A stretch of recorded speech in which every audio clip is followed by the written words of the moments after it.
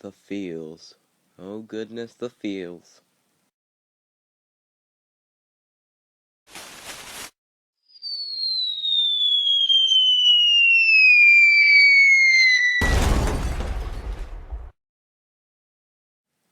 Hello everybody, Core here, and today I'm reviewing Mekakucity Actors.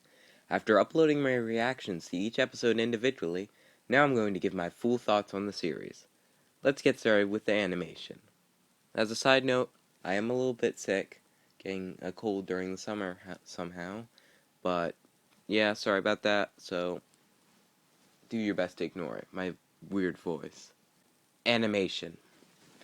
This is from the animation company known as Shaft, responsible for Madoka Magica as well as the recently released Nisekoi. You can obviously see who got the majority of the budget, which is kind of a disappointment. It's understandable that Shaft wouldn't want to put a lot of money into a series based on a fairly obscure series of Vocaloid songs, but still makes me sad to think of how good this show could have looked. Despite this, they use a really stylistic look that is fitting with the source material.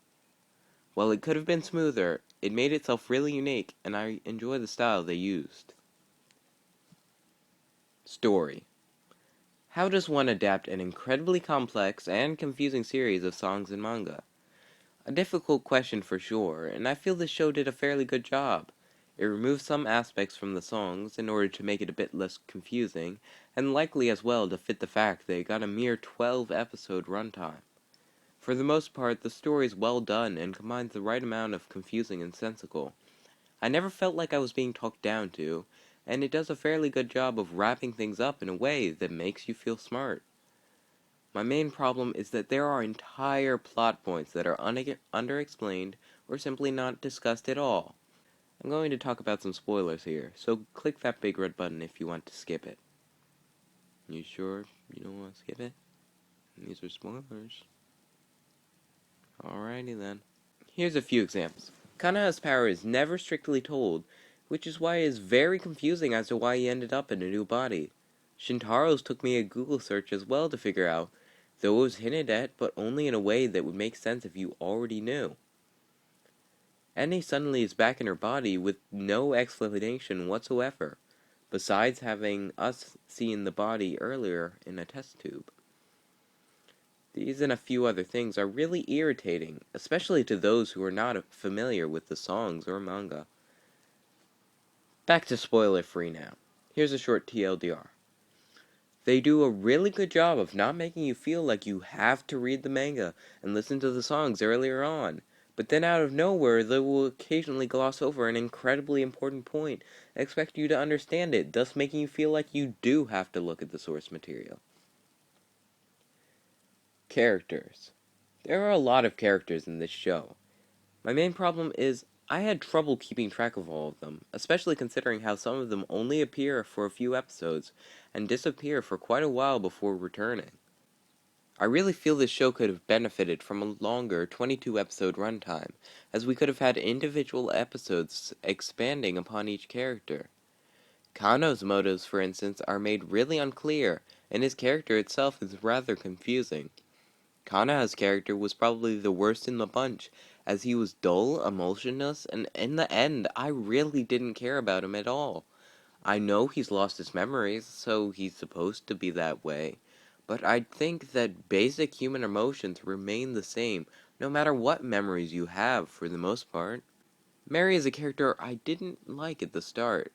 Earlier on, she was quiet, clumsy, and we didn't see much of her doing anything. But when we saw her backstory and got to see a bit more into her life, she became a really interesting character. All the characters in the show, for the most part, are interesting, and they have a lot of potential. My only complaint is they really didn't have enough time to be developed properly. Music. I really like the music, from the epic opening song to the sad ending song. Everything, almost everything in this music was great. By far, my favorite would be during the action sequences with that guitar rocking away. I don't have much to say here, I just really enjoyed the music, and it's awesome.